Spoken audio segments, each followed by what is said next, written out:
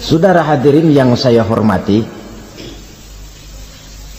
setelah masa kebangkitan itu jangan dikira begitu bangkit langsung diperiksa, masih menunggu menanti ribuan tahun perhitungan padang mahsyar untuk sampai kepada proses yang disebut yaumul hisab, hari perhitungan. Seorang demi seorang bakal dipanggil. Bayangkan saja, kita se-RT saja di absen, kadang-kadang perlu waktu lama. Ini manusia sejak zaman Nabi Adam sampai datang hari kiamat, satu demi satu disidang di hadapan Qadhi Rabbul Jalil. Status sosial copot sudah waktu itu. Yang pernah jadi hartawan di situ tidak lagi kelihatan kehartawanannya. Yang pernah jadi jenderal tidak lagi dipanggil jenderalnya. Yang ustadz tidak lagi dipanggil al-mukarramnya. Seluruh status sosial selesai. Dipanggillah kita seorang demi seorang menghadap Qadhi Rabbul Jalil. Bagaimana proses penghisaban itu? Pertama, proses tanya jawab. Di antaranya ada hadis menyatakan lan tazula qadama 'abdin yaumal qiyamah hatta yus'ala an arba'i khisalin. Besok di hari kiamat tidak akan bergeser telapak kaki seorang hamba sampai dia ditanya lebih dulu tentang 4 persoalan. Apabila datang kematian menimpa seseorang, datanglah kiamat baginya. Itu yang disebut dengan kiamat kecil. Hakikatnya mati adalah perpindahan dari kehidupan di dunia ini menuju kehidupan di alam barzakh. Menunggu kita di alam barzakh sampai datangnya saat kiamat, entah 10 tahun, entah 100 tahun, entah 1000 tahun, hanya Allah saja yang maha tahu. Adapun orang-orang beriman yang melakukan amal kebajikan dalam kehidupan di dunia ini, masa penantian yang lama di alam barzakh buat mereka sebentar saja. Tetapi bagi orang-orang kafir yang ingkar, yang tidak beriman kepada Allah, yang hidup di dunia cuma menumpuk-numpuk dosa, tentu penantian di alam barzakh akan merupakan waktu yang sangat lama. Bukankah dalam kehidupan kita waktu itu memang relatif? Contoh misalnya, bagi pemuda-pemudi yang sedang duduk asyik memadu cinta, waktu 4-5 jam saja rasanya cuma 4-5 menit. Tenggelam oleh keasikan. Tapi buat orang yang berbaring di rumah sakit, meratap di balik-balik apa itu tembok derita kata lagu, di balik dinding-dinding penjara, sehari bagai seminggu, seminggu rasa sebulan, sebulan boleh jadi rasa setahun. Penantian yang sangat lama. Kapan kiamat itu akan datang? Ini rahasia Allah. Jangankan kita yang orang awam, baginda Nabi sendiri tidak diberitahu oleh Allah kapan kiamat itu akan terjadi. Tetapi sungguh pun demikian, banyak hadis-hadis yang menjelaskan ciri atau tanda-tanda datangnya kiamat. Nah, kalau sudah bicara soal tanda kiamat itu ada 2. Pertama yang disebut alamatus sughra, tanda-tanda kecil. Ini waktunya masih ada tenggang. Ada yang dinamakan alamatul kubra, tanda-tanda besar, artinya kiamat sudah diambang pintu. Apa tanda-tanda kecil dari datangnya hari kiamat itu?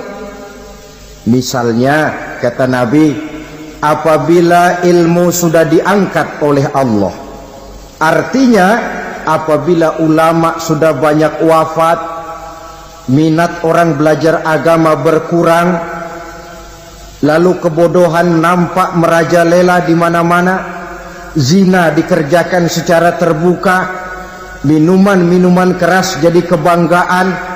Itu termasuk di antara tanda-tanda kecil terjadinya hari kiamat. Apalagi misalnya iza waladatil ammatu rabbataha, apabila budak sudah melahirkan tuan. Apa maksudnya? Ada yang mentafsirkan apabila anak sudah bisa membudaki orang tuanya. Orang tua yang melahirkan dia, yang membesarkan dia, demi setelah si anak besar jadi orang berpangkat, bertitel, berharta, berkedudukan, jadilah orang tua itu budaknya. Sehingga sering dibilang kalau orang tua kaya, anak jadi raja. Tapi kalau anak yang kaya, orang tua sering jadi budak. Apalagi munculnya fitnah yang bergelombang, timbul perang antara dua bangsa yang besar, waktu berjalan terasa sangat pendek sekali.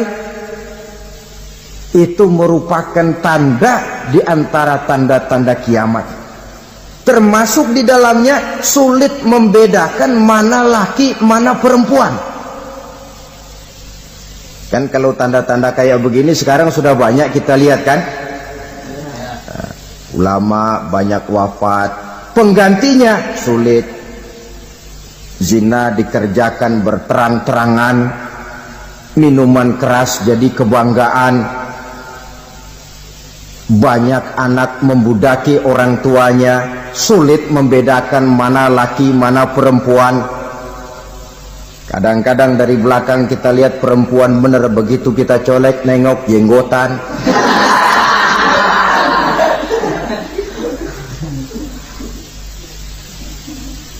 Ini termasuk tanda-tanda kecil, masih ada tenggang sampai akan terjadinya kiamat itu. Nah, yang dimaksud dengan tanda-tanda besar, ini tanda besar artinya kiamat sudah di ambang pintu. Pertama, matahari terbit dari sebelah barat. Apabila matahari sudah terbit dari arah sebelah barat, tertutuplah sudah pintu taubat. Bersabda Nabi kita, la taqumus sa'atu hatta tatlu'a syamsu min maghribiha. Tidak akan datang hari kiamat sampai matahari terbit dari arah sebelah barat. Fa iza tala'at, manakala matahari telah terbit dari arah sebelah barat, wara'ahan nasu, manusia banyak menyaksikan itu, amanu ajma'un, mereka pun lalu beriman. Yang tadinya kafir, yang tadinya ingkar, yang tadinya membangkang, setelah melihat matahari terbit dari sebelah barat, buru-buru beriman, berlomba-lomba mengucap dua kalimat syahadat. Tapi apa yang terjadi? Kata Nabi, wadzalika hina la yanfa'u nafsan imanuha lam takun amanat min qabl. Hari itu adalah hari yang iman sudah tidak berguna lagi bagi seseorang apabila sebelumnya memang dia tidak pernah beriman. Au kasabat fi imaniha khaira, atau beriman tetapi tidak pernah melakukan kebajikan di dalam keimanannya itu. Hari yang sudah kasib, hari yang sudah terlambat, beriman tidak akan ada gunanya lagi. Ini pelajaran buat kita. Sebelum sang surya terbit dari sebelah barat, sebelum nafas sampai di tenggorokan, artinya pintu taubat masih terbuka. Kalau dua hal itu sudah terwujud, nafas sudah sampai di kerongkongan atau matahari sudah terbit dari arah sebelah barat, tertutuplah sudah pintu taubat. Tak ada lagi gunanya pangkat, jabatan, harta, bahkan beriman pun dalam suasana macam itu too late, kata orang Kulon. Sudah terlambat. Matahari terbit dari arah sebelah barat. Itu tanda besar, artinya kiamat sudah di ambang pintu. Lalu apalagi tanda besar? Munculnya Dajjal. Dajjal artinya pendusta-pendusta yang menyesatkan manusia. Ada dua macam Dajjal, saudara. Ada Dajjal kecil. Ini Dajjal kelas teri. Kalau ini sejak zaman Rasulullah sudah ada itu. Tiap zaman ada. Di zaman Rasulullah misalnya ada yang bernama Aswad al-Unsi dari Yaman. Ada yang namanya Musailamah al-Kazzab dari Yamama. Ada yang namanya Ibnu Sayyad dari Madinah. Ini Dajjal di zaman Rasul. Musailamatul Kazzab memproklamirkan diri jadi nabi dia. Di zaman Rasul masih hidup. Ini Dajjal zaman Nabi. Di zaman sahabat muncul Dajjal. Di zaman kita sekarang ini Dajjal pun gentayangan. Dajjal kelas teri. Kerjanya mendustakan manusia, menyesatkan manusia, memalingkan manusia dari jalan yang benar dan diridhoi oleh Allah Subhanahu wa taala.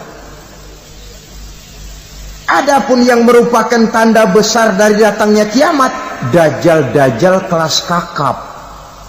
Pembohong-pembohong besar yang menyesatkan masyarakat manusia berpaling dari jalan Allah mengikuti jalan mereka.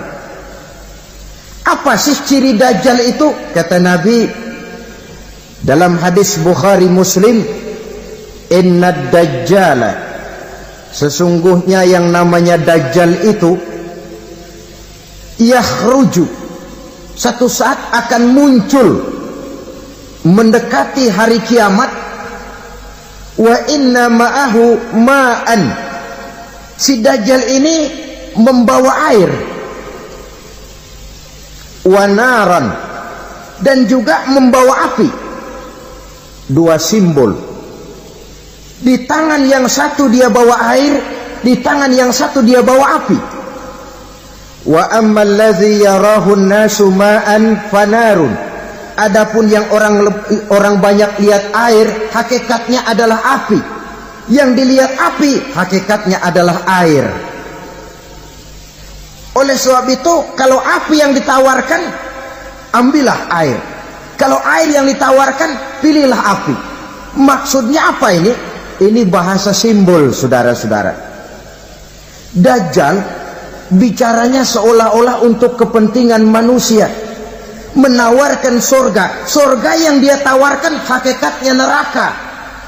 Hai manusia, kalau kau mau bahagia, jangan dekat-dekat dengan agama. Solat itu tidak efektif dan efisien, tidak produktif dari segi ekonomi itu. Menghadiri majelis taklim cuma buang-buang waktu. Tahajud, tasbih, tahlil, baca Quran, apa itu? Pekerjaan mubazir saja. Hidup ini cuma sekali, masa yang cuma sekali, manfaatkan dengan sebaik-baiknya. Mumpung, dibawanya sifat mumpung tetapi dalam pengertian yang sangat negatif. Bicaranya seolah-olah untuk kepentingan manusia, tetapi sebenarnya menjerumuskan manusia. Menawarkan air, tapi sebenarnya api. Menawarkan api, tapi hakikatnya air. Buat apa kamu sholat? Buat apa kamu bayar zakat? Buat apa kamu puasa? Surga yang dicanangkan Dajjal, hakikatnya neraka. Neraka yang digambarkan Dajjal, pada dasarnya adalah surga.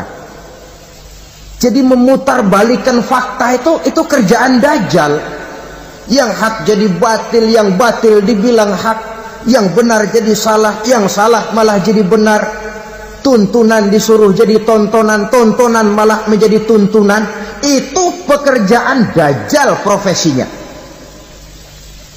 Zamannya Nabi Adam, Dajjalnya kan iblis. Betul? Betul. Apa sih gang kerayuan iblis itu? Allah setelah menciptakan Nabi Adam kan bilang, Adam, kau dan istrimu Hawa tinggal di surga ini. Seluruh fasilitas yang ada di surga persilahkan kau nikmati. Satu yang tidak boleh, jangan coba-coba dekati pohon khuldi. Dekat saja jangan, apalagi sampai memetiknya. Datang Dajjal yang namanya iblis ini. Adam, kamu tahu nggak kenapa tidak boleh makan buah khuldi? Ya nggak tahu, pokoknya saya dilarang.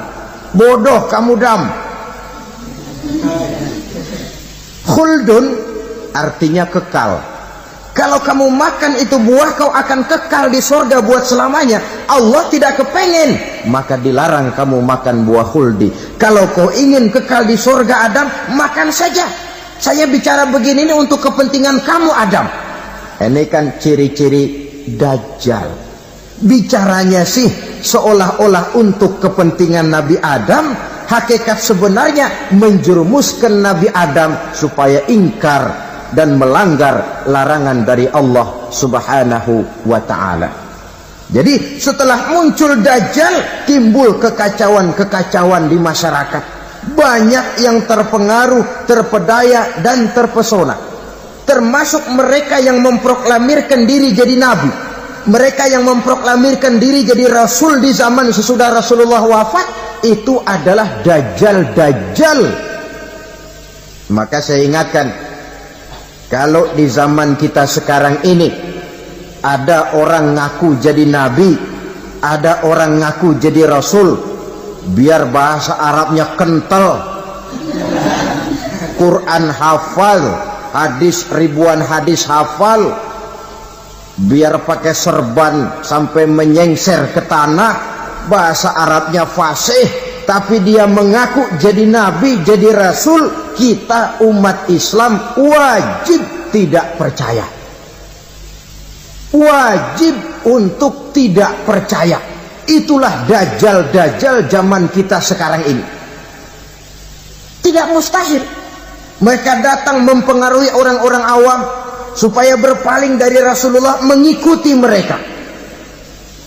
Nah, di akhir zaman nanti, mendekati hari kiamat, Dajjal ini muncul. Dajjal kelas kakap, menyesatkan masyarakat manusia untuk berpaling dari Islam, mengikuti seruan mereka. Apalagi di antara datangnya kiamat itu, tanda yang besar itu, turunnya Nabiullah Isa al-Masih, putra Maryam. Menurut berbagai hadis yang sahih, Nabi Isa al-Masih nanti akan turun lagi, tidak membawa risalah yang baru, tapi meluruskan risalah Islam ini yang telah banyak ditinggalkan oleh masyarakat. Bahkan ada hadis menjelaskan beliau akan membunuh Nabi, mematahkan kayu-kayu salib, lalu melaksanakan haji dan umrah mengikuti syariat Nabi Muhammad, bukan membawa agama baru.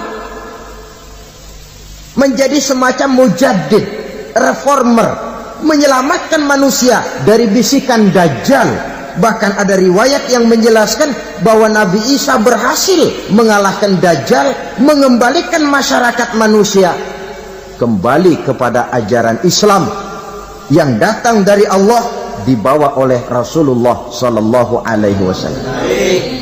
Dengan kata lain, turunnya Nabi Isa bukan sebagai Nabi dan Rasul baru, tetapi mengikuti syariat Nabi kita Muhammad Sallallahu Alaihi Wasallam. Saudara hadirin, ibu-ibu hadirat yang saya hormati, kemudian apalagi di antara tanda-tanda besar akan datangnya kiamat itu? Keluarnya asap atau awan. Kata Nabi, inna min asrati sa'ah dukhanan yamla'u ma bainal masyriqi wal maghrib. Di antara tanda-tanda kiamat, munculnya awan atau asap yang memenuhi antara langit dan bumi. Ini pun diperkuat dalam surah Ad-Dukhan ayat 10. Fartaqib yauma ta'ti as-sama' bidukhanin mubin fayughshan nas hadza azabun alim. Bagi orang-orang yang beriman, mereka biasa-biasa saja. Tapi bagi orang kufur, datangnya asap dan awan ini merupakan azab yang kelewat pedih.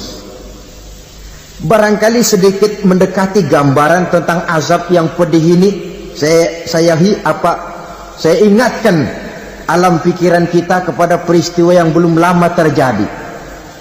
Pernah dengar berita bocornya reaktor nuklir di Chernobyl, Uni Soviet? Pernah dengar? Nah, bocornya reaktor nuklir di Chernobyl yang mengakibatkan ratusan bahkan sangat mungkin ribuan nyawa. Cuma satu reaktor. Bagaimana kalau seluruh cadangan nuklir yang dimiliki oleh para negara adik kuasa ini diledakkan? Bahkan yang konon menurut catatan, cadangan nuklir yang dimiliki bersama oleh Amerika dan Rusia sekarang ini sudah sanggup memusnahkan 6 miliar manusia. 1,5 kali lebih banyak dari jumlah manusia yang nongkrong di permukaan bumi ini. Saudara-saudara hadirin yang saya hormati, lalu saat mendekati hari kiamat, apalagi tandanya setelah Nabi Isa wafat pada saat turunnya yang kedua kali, lalu Allah meniupkan angin sejuk, semua orang-orang beriman, orang-orang baik wafat, sehingga penghuni bumi ini cuma tinggal lagi terdiri dari orang-orang kafir. Tidak ada lagi di bumi ini yang bisa mengucapkan Allah. Sehingga dalam hadis qudsi itu ada keterangan, innallaha azza wa jalla yaqulu li Israfil. Allah pernah pesan kepada malaikat Israfil, kata Allah, Israfil, iza sami'ta qailan yaqul Allah Allah fa akhirin nafah 40 sanatan ikraman liqailiha.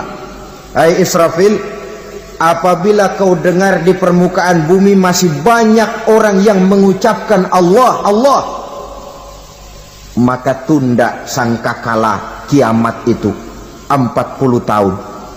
Untuk apa? Ikraman liqailiha, menghormati orang yang mengucapkan Allah Allah itu. Wah, jadi karena sekarang masih banyak yang mengucapkan Allah, besar hatilah kita, masih jauh kiamat itu. Tapi jangan lupa, kiamat pribadi, kiamat kecil itu yang gak kita sangka-sangka. Ajal datang mencabut nyawa, itu kiamat pribadi, dan itu yang pasti kita hadapi, dan itu yang membuat kita tidak boleh bersikap main-main di dalam kehidupan sekarang ini. Saudara hadirin yang saya hormati, tidak ada lagi orang-orang muslim, seluruh penduduk dunia ini kafir. Lalu terciptalah struktur sosial yang berlandaskan prinsip hidup semau gue. Bakal terjadilah prinsip di mana yang kaya menyantap yang miskin, yang kuat menindas yang lemah. Hidup sudah bagaikan di rimba belantara, berlaku hukum rimba, siapa yang kuat dia yang menang, siapa yang lemah menjadi mangsa. Timbul kekacauan, maksiat merajalela, munkarat menjadi-jadi, sehingga isi bumi ini penuh dengan segala macam perbuatan dosa. Tidak ada perlunya lagi alam diperpanjang temponya. Datang saat yang sudah dijanjikan oleh Allah Azza wa Jalla, maka terjadilah yang disebut kiamat kubra, kiamat besar, kiamat hancur-hancuran. Bagaimana kejadian ini dimulai? Dalam surah Az-Zumar ayat 68, Allah Subhanahu wa taala berfirman, wa nufikha fis-suri fasa'iqa man fis samawati wa man fil ardi illa man sya'allahu. Maka manakala ditiuplah sangkakala, terkejutlah seluruh yang ada di langit dan seluruh yang ada di bumi. Bila saat kiamat datang, Allah perintah malaikat Israfil, Israfil, tiup sangkakalamu. Ditiuplah sangkakala oleh malaikat Israfil. Yang akibat daripada tiupan itu, seluruh yang ada di langit, seluruh yang ada di permukaan bumi terkejut. Yang ada di langit siapa? Malaikat kan. Bayangin aja kalau malaikat kaget, apalagi kita. Terkejut seluruh makhluk yang ada di bumi, yang ada di langit mendengar suara sangkakala itu. Bunyinya tidak sanggup kita bayangkan dahsyatnya. Ledakan nuklir, ledakan neutron, belum apa-apa ketimbang bunyi sangkakala malaikat Israfil ini. Nah, lalu mendengar bunyi sangkakala ini, gemparlah makhluk, kacaulah alam. Bumi gempa, planet-planet bertabrakan, gunung meletus, air laut tumpah ke darat, angin topan bertiup, halilintar menyambar. Lalu semua yang bernama hidup mati total. Mati bareng tanpa persiapan. La haula wala quwata illa billah. Saya kadang-kadang dalam tafakur bermohon, ya Allah, mudah-mudahan saya enggak nemuin kiamat beneran. Ngeri. Tidak bisa kita bayangkan macam apa suasana seperti itu. Allah saja banyak memberikan gambaran, misalnya Al-Qari'ah, wa mal qari'ah, wa ma adraka mal qari'ah. Kejadian yang menggemparkan. Tahukah kamu apa kejadian yang menggemparkan itu? Yauma yakunun nasu kal farasil mabsus wa takunul jibalu kal ihnil manfus. Pada saat itu manusia berterbangan bagai kupu-kupu, gunung berterbangan seperti kapas ditiup angin. Gunung saja macam kapas, konon lagi manusia. Kematian total, mulai semut sampai gajah mati, jin mati, iblis mati, malaikat mati. Malaikat saja mati. Saudara hadirin yang saya hormati, kematian total yang tanpa persiapan. Orang bilang, Pak, kalau mati bareng begitu yang repot malaikat maut dong ya. Cabut sana, cabut sini. Itu kalau menurut logika kita, mestinya begitu menurut logika. Tapi logika juga yang bilang nggak perlu serepot itu. Sebab untuk mematikan listrik di wilayah DKI, di wilayah Jakarta, nggak perlu tiap rumah didatengin matiin, ya lama. Cukup dari kantor pusatnya saja PLN, tekan satu tombol, gelaplah seluruh Jakarta. Saudara hadirin yang saya hormati, kematian total. Lalu setelah kematian total, planet-planet juga mati, dalam arti tidak bergerak dan beredar. Angin mati, dalam arti tidak bertiup. Air mati, dalam arti tidak ada riak gelombang. Pokoknya semua mati. Kullu nafsin za'iqatul maut, semua yang bernafas mati. Dalam ayat lain, kullu man 'alaiha fan, semua yang ada di permukaan bumi fana. Yang kekal cuma Allah Subhanahu wa ta'ala. Yang paling belakang mati malaikat maut dan malaikat Israfil. Tapi mati juga sesuai dengan janji Allah. Menurut hadis Bukhari Muslim dari Abi Hurairah, masa tenggang waktu antara kematian total pada tiupan sangkakala pertama dengan proses kebangkitan pada tiupan sangkakala kedua 40 lamanya. Tidak dijelaskan oleh Abi Hurairah 40 jam, apa 40 hari, apa 40 tahun. Hadis-hadis cuma menyebutkan 40 saja. Sunyi alam, yang tinggal cuma Allah saja lagi. Ketika itu Allah berseru-seru, katanya, limanil mulkul yauma, siapa para penguasa hari ini? Mana itu raja-raja dan penguasa yang dulu mengaku jadi Tuhan? Fir'aun, mana Fir'aun sekarang? Yang dulu jadi raja, merasa berhasil, sombong, lalu tidak mau turun-turun dari kekuasaannya, sampai kepada puncak kekurang ajarannya, mengangkat diri jadi Tuhan. Mana itu Fir'aun? Namrus, mana sekarang Namrus? La ilaha illa ana, ternyata tidak ada Tuhan lain selain daripada aku, kata Allah. Proses kemudian, saudara-saudara, turunlah hujan dari langit. 40 lamanya hujan itu, tidak jelas juga 40 jam apa 40 hari. Setelah air turun membasahi, datanglah tiupan sangkakala yang kedua. Semua yang bernama mati bangkit dari kuburnya masing-masing. Ini yang disebut Yaumul Ba'thi, hari kebangkitan. Allahu Akbar. Pada saat kita bangkit dari kubur kita masing-masing, kumpul di padang mahsyar namanya. Bayangin aja, saya sendiri nggak sanggup bayangin. Manusia sejak zaman Adam sampai zaman kiamat kumpul bareng di tempat sama. Berapa banyaknya itu?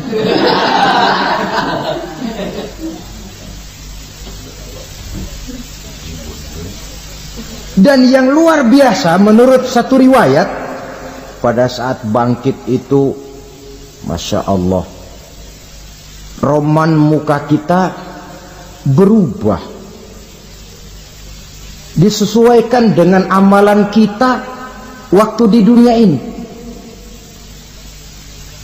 Barang siapa yang waktu di dunia amalannya itu amalan tikus,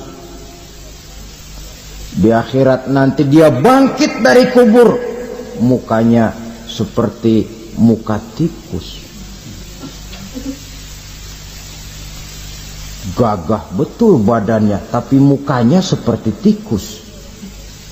Kenapa? Amalannya waktu di dunia seperti amalan tikus.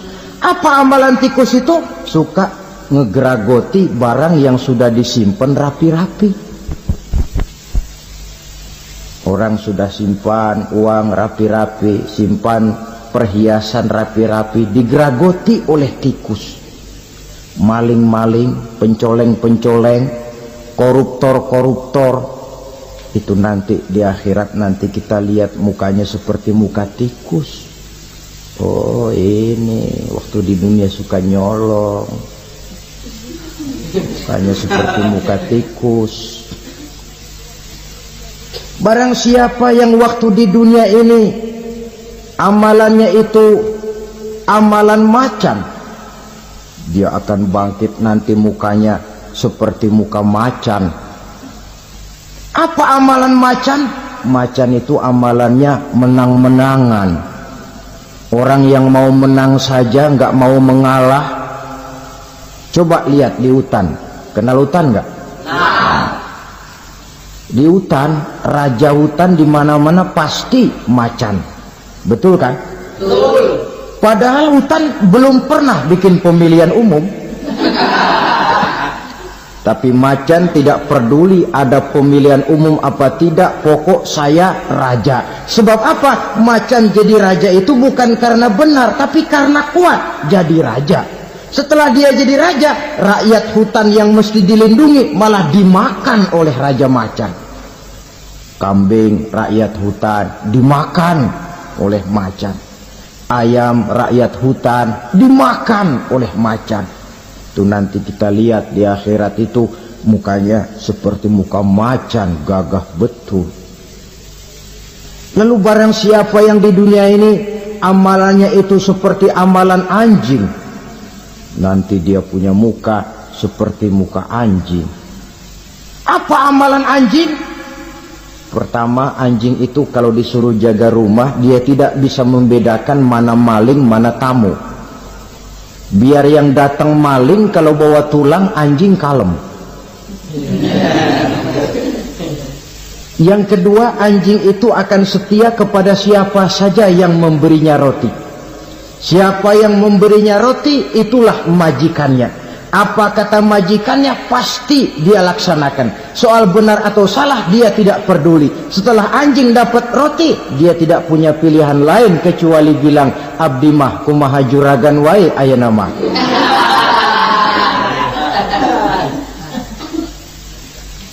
Saudara hadirin yang saya hormati, berkumpul di padang mahsyar, tiap orang sibuk dengan persoalannya masing-masing. Matahari waktu itu didekatkan oleh Allah, panas luar biasa. Ada yang saking panasnya itu mencucurkan peluh keringat sampai sebatas mata kakinya. Ada yang keringatnya sampai sedengkulnya, ada yang keringatnya sampai sepusatnya, ada yang keringatnya mengalir sampai sebahunya, ada yang kelelap oleh keringatnya sendiri, sementara orang di sampingnya nggak apa-apa. Bergantung lagi amalan dia waktu di dunia ini.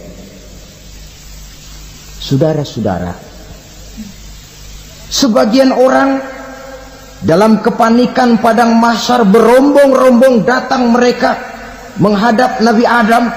Ya Adam, anta abal bashar. Hai Adam, Tuhan adalah bapak moyang manusia. Kami sebentar lagi akan disidang, dimintakan pertanggungan jawab. Tolonglah kami, hai Adam.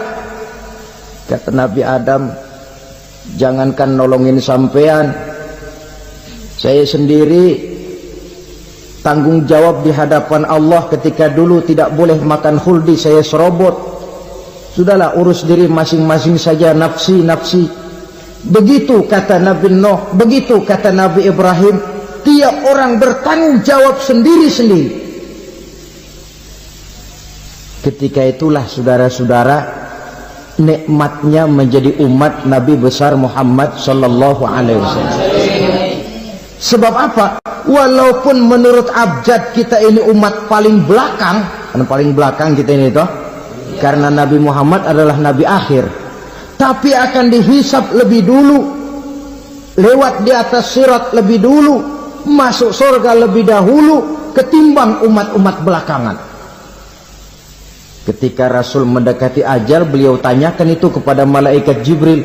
Malaikat Jibril berkata, Muhammad jangan khawatir, Allah sudah berjanji, inni haramtul jannata ala sairil anbiya hatta tadkhulaha anta, wa haramtuha ala sairil umami hatta tadkhulaha ummatuka.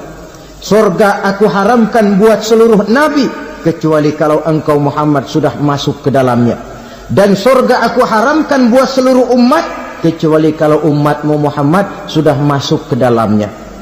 Logikanya, walaupun menurut abjad kita umat paling belakang, bakal dihisap paling dulu, lewat di atas sirat paling dulu, masuk surga paling dulu, kalau mampir ke neraka juga paling dulu. Ya resiko. Jangan mau enaknya aja paling dulu. Saudara hadirin yang saya hormati,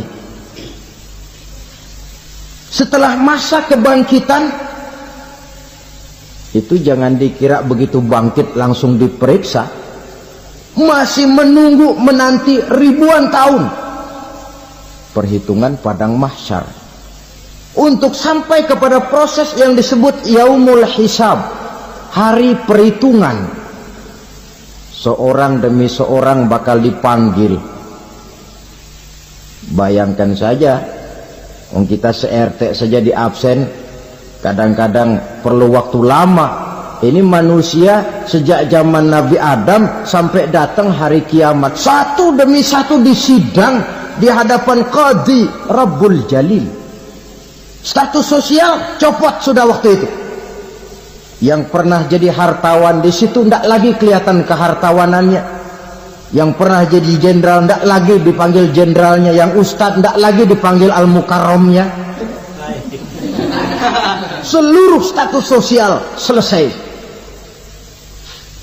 Dipanggillah kita seorang demi seorang menghadap Qadhi Rabbul Jalil. Bagaimana proses penghisaban itu? Pertama, proses tanya jawab. Di antaranya ada hadis menyatakan, lan tazula qadama 'abdin yaumal qiyamah hatta yus'ala an arba'i khisalin.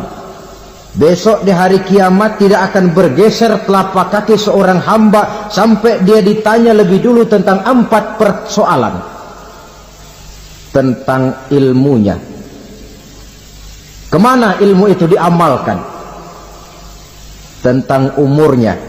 Di mana umur itu dihabiskan? Tentang masa mudanya. Kemana masa muda itu dipakai? Tentang hartanya. Dari mana harta itu didapat dan kemana harta itu dibelanjakan. Ini termasuk proses tanya jawab. Jadi kalau istilah pengadilan dunia, nama Fulan bin Fulan. Kamu waktu di dunia diberikan umur panjang untuk apa? Pernah mengalami masa muda, kemana kau habiskan masa remajamu? Kau diamanahkan ilmu, dengan apa ilmumu kau amalkan? Kau diberikan harta, dari mana harta kau dapat, kemana kau belanjakan? Tak seorang pun yang bisa mungkir. Sebab apa? Dikala itu yang menjadi saksi bukan orang. Yang menjadi saksi adalah seluruh anggota badan kita. Tangan bicara, kaki jadi saksi terhadap seluruh amalan yang pernah kita kerjakan pada saat kehidupan di alam dunia ini. Selesai proses tanya jawab, lalu diperlihatkan buku catatan kita waktu hidup di dunia ini. Jangan lupa Allah itu menyiapkan 2 superkomputer kepada kita. Sebelah ditempelin sebelah kanan, yang sebelah tempelin di sebelah kiri. Komputer itu namanya Raqib dan Atid. 2 malaikat yang apabila baik kita lakukan, refleks saja akan menulis kebajikan kita.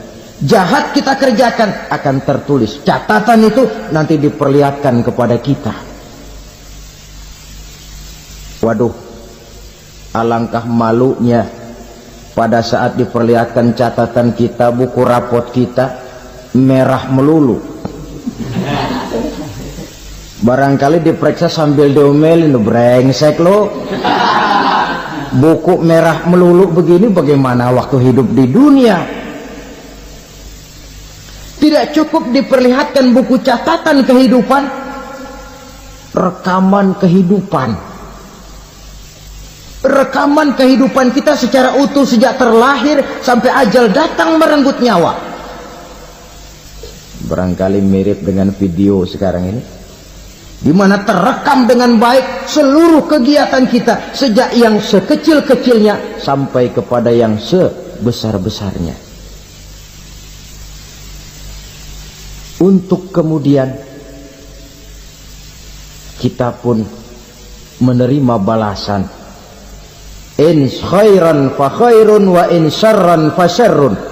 Kalau baik ya baik balasannya, kalau jahat ya jahat juga balasannya. Catatan-catatan kita diberikan.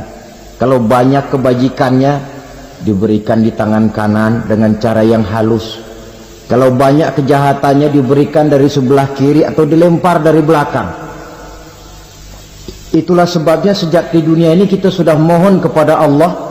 Ketika berwudu membasuh tangan kanan, apa kita bilang? Allahumma a'tini kitabi biyamini wa hasibni hisaban yasira.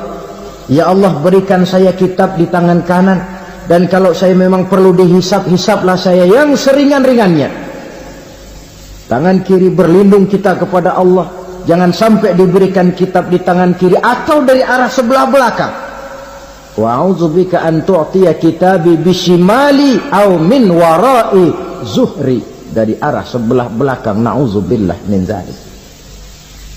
Setelah selesai lewat proses penghisaban, lewat mizan, timbangan, maka yang sudah selesai dihisab itu bergeraklah menuju sirat, jembatan yang terbentang menuju surga melalui neraka. Saudara-saudara, panjangnya perjalanan sirat itu memakan waktu ratusan tahun. Tetapi orang yang lewat di atas sirat pun macam-macam, bergantung amalannya ketika di dunia ini. Ada yang lewat di atas sirat itu kalbarkil khatib, seperti kilat yang menyambar, lep, sudah sampai dia di surga. Cepat bukan main. Ada yang lewat di atas sirat itu seperti orang lari-lari. Ada yang lewat di atas sirat itu seperti orang jalan biasa. Ada yang sambil merangkak, ada yang sambil ngesor, ada yang sambil gelayutan, ada yang selamat sampai ke ujung ke surga, ada yang tergelincir jatuh masuk ke dalam neraka, bergantung amalannya dalam kehidupan di dunia sekarang ini. Tiap kita akan melewati yang namanya sirat ini. Saudara-saudara kaum muslimin yang saya hormati, dengan demikian mereka yang selamat melalui sirat sampai ke terminal akhir surga, mereka yang ketika dihisab ternyata banyak kejahatannya daripada kebaikannya, mereka singgah di dalam neraka. Nah, adapun orang-orang yang beriman menurut ayat Quran dan hadis Nabi itu nanti ada bermacam-macam. Ada orang beriman itu yang dimasukkan surga. Ada orang beriman itu yang dimasukkan ke dalam surga. Ada orang beriman itu yang disebut penduduk surga. Kenapa lain-lain, Pak? Karena waktu di dunia amalannya juga lain-lain. Ada orang beriman yang masuk surga. Ini paling murah tiketnya. Mau masuk surga? Kata Nabi begini, ma min abdin qala la ilaha illallah thumma mata ala dhalik illa dakhalal jannah. Kalau seorang hamba sudah mengucap dua kalimat syahadat, dia yakin dengan kebenaran kalimat itu sampai matinya, orang itu akan masuk surga. Abi Dzar yang waktu itu diajak bicara heran, ya Rasul kok gampang betul? Iya, walaupun orang itu mencuri, iya, walaupun orang itu berzina, iya. Biar dia mencuri, biar dia berzina, kalau dia sudah mengucap dua kalimat syahadat, dia yakin dengan kebenaran kalimat itu sampai matinya, itu orang akan masuk surga. Jadi masuk surga cukup dua kalimat syahadat, yakin sampai mati, masuk surga. Itu perkara masuk. Tapi kalau pertanyaannya diterusin, masuknya kapan, Pak? Nah, ini lain lagi urusannya. Sebab ada yang masuknya itu langsung, ada yang mampir dulu. Di sana tempat cuma dua, kalau tidak surga, neraka.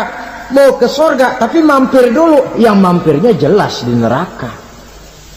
Kenapa? Dalam hadis qudsi ada riwayat, nanti itu di akhirat, setelah Allah selesai mengatur penduduk surga masuk surga, yang neraka masuk neraka, Allah berkata kepada malaikat Malik, malaikat Malik, labaik ya Allah, itu bajingan-bajingan tengik, manusia-manusia durjana yang waktu di dunia tidak mau sujud, jauh dari ulama, gemar melakukan yang munkarat dan maksiat, hidup di tengah masyarakat selalu jadi bibit keonaran. kufur, sudah masuk neraka semua? Sudah ya Allah. Nah, kalau sudah, coba sekarang kamu masuk, Malik. Saya, iya, masuk neraka. Mau apa ya Allah? Kata Allah, akhriju minan nar man kana fi qalbihi misqala habatin min khardalin min iman. Kau masuk neraka, cari di dalam neraka orang-orang yang ada imannya walaupun kecil sebesar biji zarah, angkat mereka keluar. Masuk malaikat Malik ke neraka, cari orang yang ada imannya, korek-korek. Ya repot, udah pada gosong. Yang ada imannya diangkat ke atas, yang ada imannya diangkat ke atas, lalu dimandikan di Nahrul Hayat, namanya sungai kehidupan di akhirat nanti. Cakep lagi rupanya, bersih lagi wajahnya, apel di hadapan Allah. Kata Allah, bagaimana mas? Kapok nggak sampean? Kapok ya Allah. Nah, kalau kapok, idhab fadkhulil jannah, pergi masuk surga sana. Berangkat mereka ke surga, ketemu sama teman-temannya yang udah sampai lebih dulu, yang nggak pakai mampir lagi. Terjadi dialog. Kata teman-temannya yang udah pada nyampe duluan, mas, iya, emang baru sampai? Saya baru sampai. Memang mampir di mana dulu mas? Kita sudah lama sampai di surga. Saudara buka surah Al-Muddathir ayat 34-35. Ma salakakum fis saqar? Kenapa kamu mampir di neraka Saqar? Qalu lam nakum minal musallin. Mereka menjawab, kami mampir di neraka Saqar mas, gara-gara dulunya kami waktu di dunia tidak pernah sholat. Tidak pernah sholat? Tidak pernah. Kan rumahnya dekat masjid, cuma dekat doang mas. Sholat mah enggak saya. Enggak pernah ngasih makan fakir miskin, enggak pernah hadir di majelis taklim, pendeknya enggak pernah melakukan kebajikan. Maka saya pun mampir di neraka Saqar. Untung betul saya punya iman mas, sedikit. Waktu hidup di dunia dulu saya pernah mengucap 2 kalimat syahadat. Sekali-kalinya waktu mau kawin. Masya Allah. Untung saja kawin. Kalau nggak kawin polos.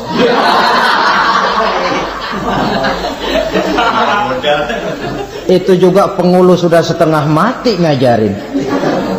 Asyhadu alla, asyaduaan, asyaduaan.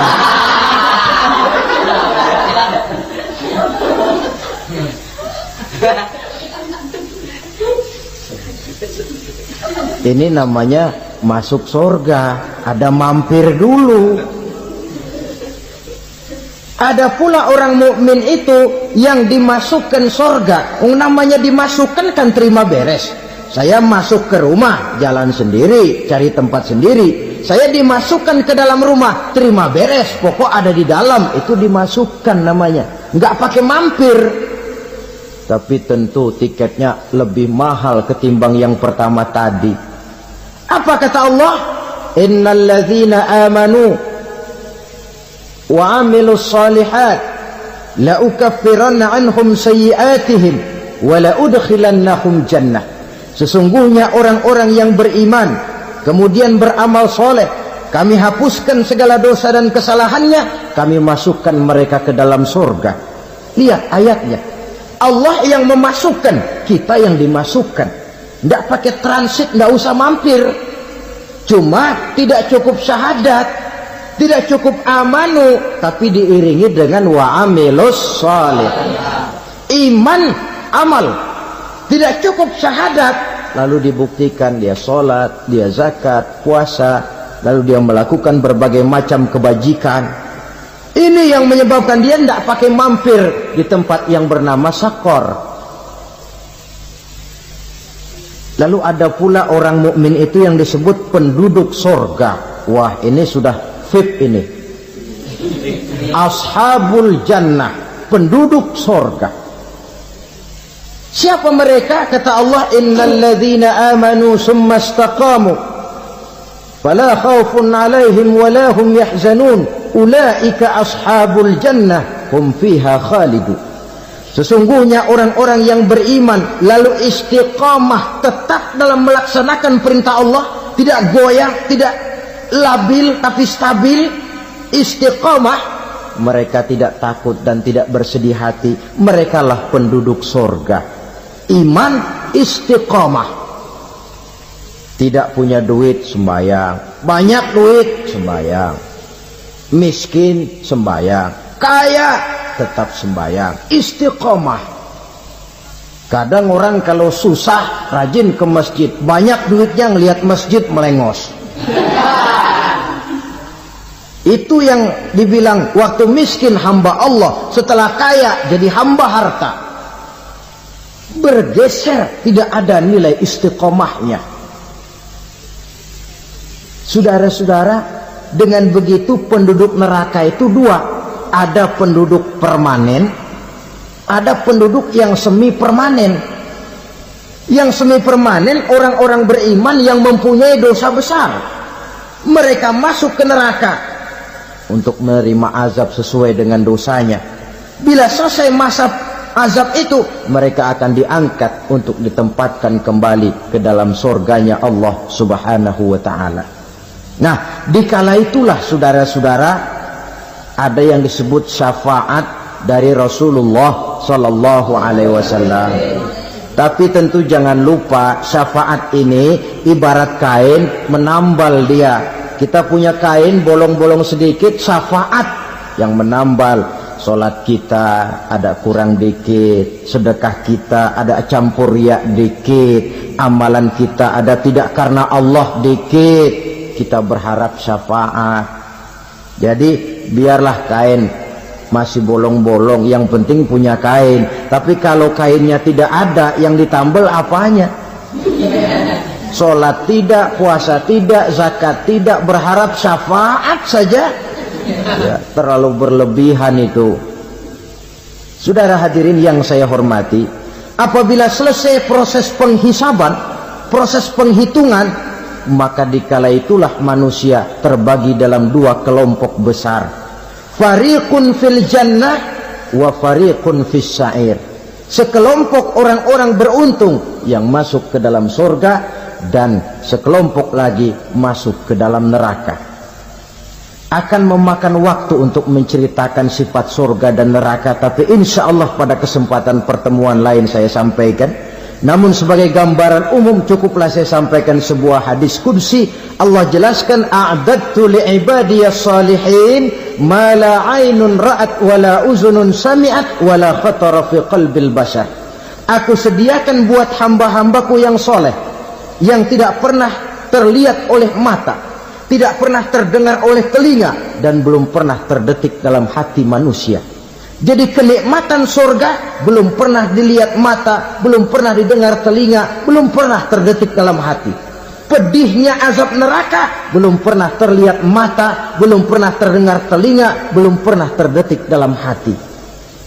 Saudara hadirin yang saya hormati, oleh karena itu sebagai uraian akhir daripada kiamat ini, marilah sama-sama kita memanfaatkan hidup dengan sebaik-baiknya, supaya jangan timbul penyesalan di hari kemudian nanti. Saudara-saudara kaum muslimin rahimakumullah, maksud utama daripada diutusnya Rasulullah sallallahu alaihi wasallam ke alam ini tidak lain adalah untuk memperbaiki akhlak manusia. 14 abad yang lalu, dari sebuah kota kecil yang tidak ada dalam peta, lahir satu proyek raksasa, proyek memperbaiki akhlak manusia. Di tengah-tengah dunia pada ketika itu, Eropa masih biadab, Afrika belum dikenal orang, Asia sungguh sangat terbelakang, dan semenanjung Arabia dari berbagai aspek kehidupannya dikenal sebagai masyarakat jahiliyah. 13 tahun pertama dari perjuangan selama periode Mekah Apa yang dilakukan oleh baginda Rasul tidak lain adalah memperbaiki akhlak manusia kepada Allah Subhanahu wa ta'ala dengan menanamkan roh, jiwa dan semangat tauhid. Kita tahu bahwa masyarakat jahiliyah menyembah batu, menyembah patung, menyembah berhala yang mereka buat sesuai dengan kekayaannya masing-masing. 360 berhala di sekeliling Ka'bah merupakan bukti nyata dari sesembahan mereka. Yang kaya membuat berhala dari emas lalu disembah, yang setengah kaya bikin patung dari perak lalu disembah, yang hampir miskin bikin Tuhan dari kayu lalu disembah, yang miskin benar tepung terigu diadonin lalu dibentuk seperti wujud seseorang kemudian disembah, dan apabila selesai nyembah perutnya terasa lapar, Tuhannya habis dipretelin. Sepanjang sejarah kemanusiaan cuma masyarakat jahiliyah saja yang sampai makan Tuhan. Sesadis-sadisnya bangsa Indonesia belum pernah sampai makan Tuhan. Maka menghadapi manusia seperti ini, yang pertama dilaksanakan oleh Rasul memperbaiki akhlak mereka kepada Allah, menanamkan la ilaha illallah, bahwa tidak ada Tuhan yang perlu disembah selain daripada Allah Subhanahu wa ta'ala. Ini hakikatnya merupakan inti daripada ajaran Rasul-Rasul terdahulu. Kenapa? Seluruh Rasul bersumber dari satu sumber yang sama, yaitu dari Allah Subhanahu wa ta'ala. Maka prinsip ajaran ketuhanan yang mereka bawa tentu saja sama. Nabi Adam mengajarkan la ilaha illallah, Nabi Nuh mengajarkan la ilaha illallah, cuma tentu sambungannya Nuh Rasulullah. Nabi Ibrahim mengajarkan la ilaha illallah, Ibrahim Rasulullah. Nabi Musa mengajarkan la ilaha illallah, Musa Rasulullah. Bahkan Nabi Isa mengajarkan la ilaha illallah, Isa Rasulullah. Dan Nabi Muhammad mengajarkan la ilaha illallah, Muhammadur Rasulullah. Akhlak manusia kepada Allah dengan menanamkan tauhid. Jadi kalau ingin berakhlak yang benar kepada Allah, jaga tauhid, pegang teguh akidah. Saudara-saudara kaum muslimin rahimakumullah, lawan daripada tauhid adalah kufur. Kufur bisa dua, bisa kufur iman, bisa kufur nikmat. Kufur itu sifatnya, kafir itu orangnya. Ada orang kufur iman, dan ini merusak akhlak kepada Allah Subhanahu wa ta'ala. Kufur iman itu kadang-kadang bentuknya syirik, orangnya disebut musyrik. Kufur iman itu kadang-kadang bentuknya nifak, orangnya disebut munafik. Kufur iman itu kadang-kadang bentuknya riddah, orangnya disebut murtad. Ini merupakan jenis daripada kufur-kufur iman dan tergelincirnya manusia daripada akhlak kepada Allah Subhanahu wa ta'ala. Benar, di zaman sekarang kita tidak menyembah berhala. Memang di zaman sekarang kita tidak menyembah patung. Iya, kita tidak berkeyakinan Tuhan lebih dari satu. Tapi kadang-kadang akhlak kita kepada Allah sering lentur dan luntur, sering bergoyang dan tergoncang, sering kena erosi dan polusi. Bahwa kita tidak menyembah Latta, Uzza, Manat dan Hubal seperti masyarakat jahiliyah dahulu, memang.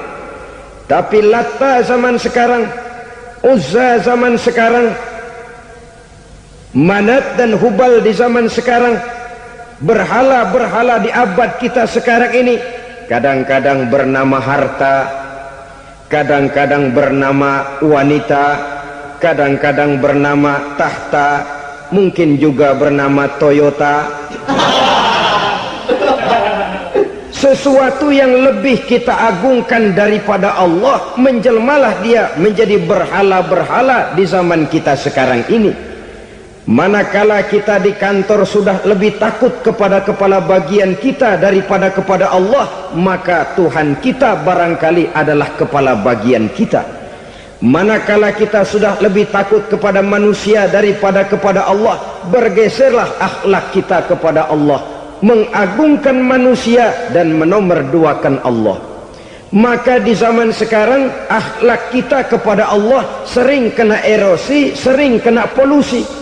Mungkin karena sulitnya lapangan kerja, tingginya tensi ekonomi, persaingan hidup yang makin tajam, sulitnya mencari lapangan kerja, orang kadang-kadang nekat, sedikit pertimbangan, picik pandangan, mudah melakukan potong kompas, sehingga terjadilah perbuatan-perbuatan yang memelencengkan akhlak kita kepada Allah Subhanahu wa ta'ala. Kadang-kadang terjebak mempercayai selain daripada Allah, kadang-kadang terjebak di dalam mengagungkan yang selain daripada Allah lebih dari yang seharusnya. Terkenalah akhlak kita kepada Allah jaringan-jaringan erosi dan polusi. Kufur sebagai lawanan daripada tauhid merupakan sifat daripada orang yang tidak berakhlak kepada Allah. Bentuknya pertama bisa syirik. Syirik itu artinya meyakini ada Tuhan lain selain daripada Allah. Itu yang namanya syirik. Jadi percaya Tuhan ada, cuman Tuhannya kelebihan. Itu yang disebut syirik, dan itu merupakan cerminan dari akhlak yang rusak kepada Allah Subhanahu wa ta'ala. Berkeyakinan Tuhan lebih dari satu, berkeyakinan bahwa Tuhan itu beranak atau diperanakkan, atau mengagungkan sesuatu sama dengan Allah, atau menjadikan yang selain Allah sebagai tujuan akhir daripada perjalanan kehidupan ini, maka itu sudah terjebak kita dalam musyrik. Dan syirik satu dosa yang tidak berampun. Bahasa kasarnya, yang namanya syirik itu jenis bapak moyangnya dosa. Saudara-saudara, sebab itu saya pesan, kalau memang terpaksa, biasanya yang tinggal di kota-kota besar itu kalau tidak kepengen dosa kan susah. Kalau terpaksa harus bikin dosa, cari yang kecil-kecil saja, yang kira-kira taubatnya gampang. Umpamanya pulang sholat Jumat nukar sendal, umpama yaitu jelas dosa. Tapi dosa yang taubatnya agak mudah. Jangan sampai terjebak ke dalam syirik, menyekutukan Allah. Kalau sudah menyekutukan Allah, Allah dimadu, murka benar Allah kepada kita. Innallaha la yaghfiru ayyushraka bih wa yaghfiru ma duna dzalika liman yasha. Allah tidak akan memberi ampun kepada orang yang menyekutukannya dengan sesuatu, tapi Allah mau mengampunkan dosa yang selain itu bagi orang yang dikehendakinya. Jadi orang-orang yang sudah terjebak syirik, menyekutukan Allah, meyakini ada Tuhan lain selain daripada Allah, meyakini Tuhan beranak atau diperanakkan, bagaimanapun baiknya mereka di dunia, bagaimanapun sosial jiwanya, bagaimanapun pemurah tangannya memberikan santunan dan pertolongan kepada orang lain, kalau sudah syirik, seluruh nilai kebaikannya akan tidak ada gunanya lagi, karena tidak ada tempat nilai kebaikan itu bergantung. Sedangkan kita berbuat baik agar diterima oleh Allah.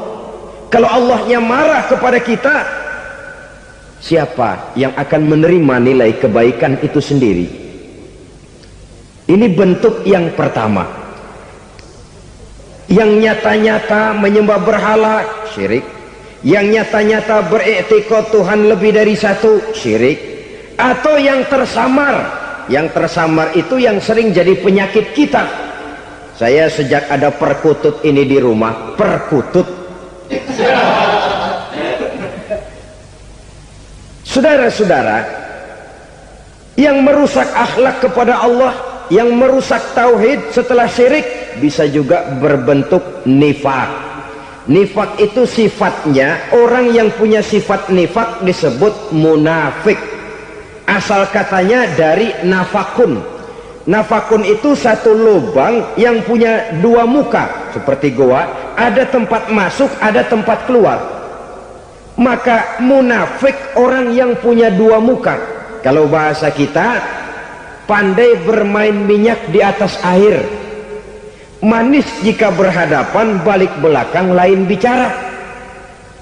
Sehingga apa yang dinamakan nifak, kata Imam Ali Al-Jurjani dalam kitab ta'rifatnya, izharul imanu bil lisan wa kitmanul kufri bil qalbi. Menyatakan, menampakkan iman dengan lidahnya, tapi menyembunyikan kekafiran dalam hatinya. Dengan kata lain, lidahnya mah iman, hatinya mah kafir. Padahal hati itu yang dilihat, padahal hati itu yang dinilai. Kenapa lidahnya mengaku iman? Ya mungkin karena kepepet, mungkin karena kepentingan, mungkin karena ingin mencari kelemahan orang, lalu dia pura-pura beriman. Tapi sesungguhnya hatinya kufur. Ini merupakan penyakit munafik. Dan terus terang, menghadapi orang munafik jauh lebih berat daripada menghadapi orang kafir. Kenapa? Munafik ini kan musuh dalam selimut. Mau dibilang musuh nyata-nyata, apalagi di zaman Rasul ya, ketika periode Madinah, berat sekali menghadapi orang munafik. Mau dibilang kafir, kalau ketemu assalamualaikumnya medok juga. Mau dibilang mukmin, di belakang ngegerundel, nyari-nyari penyakit, nyari-nyari lantaran, mencari-cari gara-gara.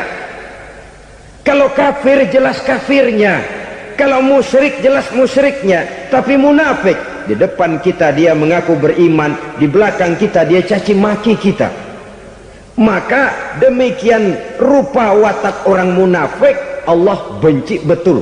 Sampai dalam Quran orang munafik itu divonis innal munafikin fid darkil asfal minan nar. Orang-orang munafik di dasar jurang neraka yang paling bawah, keraknya neraka. Saudara-saudara kaum muslimin rahimakumullah, sebab munafik sangat berbahaya, membahayakan umat, membahayakan agama.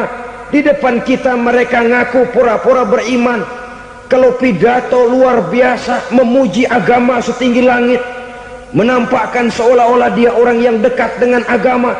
Saudara-saudara, agama penting, agama mutlak. Tapi yang ngomong begitu agamanya apa? Remeng-remeng. Cuma sekedar lipstick, cuma sekedar dekorasi, cuma sekedar kamuflase buat ngibuli orang lain. Dia mengaku beragama, mengatakan agama mutlak, menganggap agama penting, seolah-olah memperhatikan benar tentang tatanan kehidupan beragama, tapi sebenarnya di hatinya tidak lebih berkecamuk penyakit-penyakit kufur. Maka sifat munafik ini termasuk menodai tauhid, artinya merusak akhlak kita kepada Allah Subhanahu wa ta'ala. Sifat yang ketiga yang juga merusak akhlak kita kepada Allah dinamakan riddah. Riddah itu sifatnya, orang yang punya sifat riddah disebut murtad. Murtad keluar dari Islam. Keluar dari Islam tentu tadinya di dalam Islam. Oleh satu perbuatan dia bisa menjadi murtad. Misalnya tadinya dia iman benar kepada Allah, tapi melarat. Kadang-kadang sehari masak, 3 hari libur. Akhirnya oleh kesulitan ekonomi dia tidak kuat. Ada yang menawarkan kebaikan, dibawain supermi, dibawain obat-obatan, diberikan beras. Goyah imannya. Keluar dia dari Islam, ikut agama orang yang memberikan pertolongan kepadanya, memilih kesenangan sebentar dengan mengorbankan kebahagiaan yang kekal. Maka orang semacam itu riddah sifatnya, murtad orangnya, keluar dari Islam. Dan yang menyebabkan kita murtad bukan cuma orang nyata-nyata memproklamirkan diri keluar dari Islam lalu mengikuti agama orang lain, bukan cuma itu. Mengakui ada Rasul lagi sesudah Nabi Muhammad bisa menyebabkan kita murtad. Mengingkari nikmat Allah bisa menyebabkan kita murtad. Meyakini semua agama benar bisa menyebabkan orang menjadi murtad. Meragukan kesempurnaan dan kelengkapan Al-Quran bisa menyebabkan orang jadi murtad. Mengingkari sunnah bisa menyebabkan orang menjadi murtad. Banyak hal-hal yang bisa mendatangkan penyakit riddah dan membuat pelakunya menjadi murtad, dan ini menodai akhlak kita kepada Allah Subhanahu wa ta'ala. Itu tadi kufur iman, saudara-saudara, nyata-nyata mengingkari Allah, baik dalam bentuk syirik, nifak ataupun riddah. Kufur yang kedua dinamakan kufur nikmat. Apa itu kufur nikmat? Sitru ni'matil mun'im au ya'malu fi mukhalafatil mun'im. Menutup-nutup nikmat Allah atau melakukan perbuatan yang menentang, bertentangan dengan kehendak yang memberikan nikmat. Jadi kufur nikmat pertama, nutup-nutupin Tuhan jalingin. Duit lu banyak amat, dari mana? Gua kerja. Lalu kerjanya nomor satu. Orang yang berakhlak kepada Allah, dia akan menjawab, kamu uangnya kok banyak, dari mana? Rezeki dari Allah. Caranya, saya kerja. Kerja itu cara, rezeki itu dari Allah datangnya. Bukankah di zaman sekarang kita sering terpleset? Ini merupakan cerminan dari rapuhnya akhlak kita kepada Allah Subhanahu wa ta'ala. Karena usaha saya memang, karena saya peras keringat banting tulang, tentu. Tapi sadarkah kita bahwa sepanjang yang bisa kita lakukan cuma berusaha, peras keringat banting tulang, pergi pagi pulang sore? Tapi bisakah kita memastikan hasil usaha kita? Apalagi yang paling dekat, misalnya saja yang sungguh-sungguh di luar jangkauan kemampuan kita, soal rezeki, soal jodoh, soal maut, kitakah yang mengatur? Kitakah yang menentukan? Subhanallah, manusia sungguh tidak berdaya menghadapi tiga hal paling pokok ini. Rezeki, kita cuma bekerja. Kitakah yang menentukan? Tidak. Kita berusaha saja, rezeki belum pasti dapat. Apalagi kalau kita tidak berusaha. Jangan terjebak dalam fatalisme, belum perang udah nyerah. Emang dasar rezeki datangnya dari Tuhan, gak usah kerja, dan ntar juga kalau dia datang. Dari mana datangnya? Kerja saja belum tentu dapat rezeki, apalagi kalau tidak kerja. Yang jelas usaha perlu, kepastian itu urusan Allah. Ini akhlak kepada Allah Subhanahu wa ta'ala. Jodoh juga begitu, kita berusaha, kita berupaya, Allah menghendaki lain jadinya. Maut juga begitu.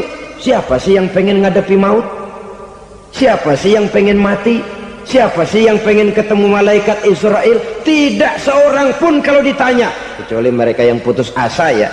Kalau otaknya masih normal, mau mati mesti belakangan dulu dah dikit. Tapi yang satu itu, saudara, kalau dia sudah datang, tenaga mana yang bisa menolak? Kalau dia sudah berkunjung, kekuatan mana yang bisa menghindar? Kalau dia sudah ingin bertemu, kemana kita bisa melarikan diri? Manusia sepanjang yang dia lakukan hanya berusaha, tapi kepastian, ketentuan dari Allah Subhanahu wa ta'ala. Orang yang kufur nikmat, nutupin Allah. Dia merasa rezekinya adalah mutlak peras keringatnya, seolah-olah Allah nggak punya peranan apa-apa di situ. Oh, ini kan saya bisa rumah begini karena saya kerja keras. Oh, ini mobil saya begini, saya kerja keras. Peras keringat, banting tulang, keras.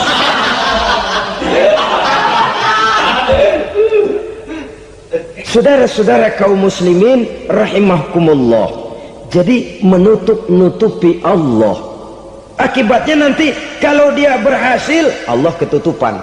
Kalau dia gagal, orang lain dicaci maki, dicari kambing hitam. Yang kambing hitam kan mahal.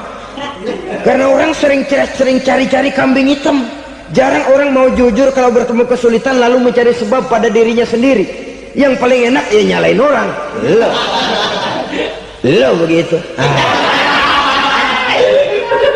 Orang lain yang paling enak kita salahin. Au ya'malu fi mukhalafatil mun'im, atau dia melakukan sesuatu yang tidak sesuai dengan kehendak yang memberikannya nikmat. Diberikan kita tangan, mulut sih nggak berhenti, terima kasih Tuhan, alhamdulillah saya dikasih tangan. Cuma nih tangan enteng mak nabokin orang mulu. Itu sudah mukhalafatul mun'im, bertentangan dengan kehendak yang memberikan nikmat. Diberikan harta, mulutnya mah basah, terima kasih Tuhan, alhamdulillah dikasih harta, tapi pelitnya minta ampun, kikir koret medit. Ini juga termasuk kufur nikmat, mempergunakan suatu nikmat bertentangan dengan kehendak daripada yang memberikan nikmat itu sendiri. Saudara-saudara kaum muslimin rahimakumullah, oleh karenanya kufur iman memang lebih bahaya daripada kufur nikmat. Tapi jangan lupa, kufur nikmat bisa menyeret orang kepada kufur iman. Nah kalau Allah udah dialingin, Tuhan sudah dinomor duain, lama-lama kenapa dia tidak mendewakan dirinya sendiri, mendewakan pangkatnya, mendewa-dewakan otaknya, mendewa-dewakan kemampuannya? Pada awalnya dia memang cuma kufur nikmat, tapi lambat laun kalau ini tidak diobati secara pasti, orang akan mengarah kepada kufur iman. Bisa berbentuk syirik, bisa berbentuk nifak, bisa berbentuk riddah. Saudara-saudara, oleh karena itu menjaga akhlak kepada Allah mutlak penting. Sebab apa? Kita tidak berakhlak kepada manusia saja, kita dikucilkan dari pergaulan. Kalau kita tidak berakhlak kepada Allah, dikucilkan oleh Allah.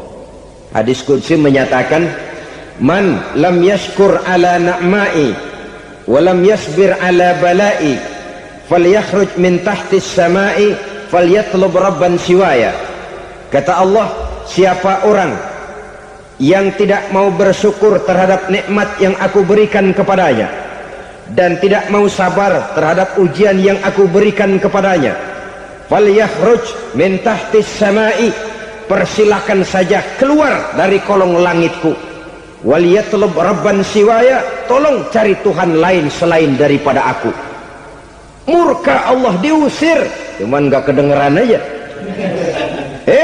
Siapa yang tidak mau syukur terhadap nikmatku, siapa yang tidak mau sabar terhadap ujian yang aku berikan kepadanya, persilahkan keluar dari kolong langitku ini, cari Tuhan lain selain aku. Nah, langit Tuhan yang punya, Tuhan kita lawan, diusir dari kolong langit, mau pindah ke kolong mana?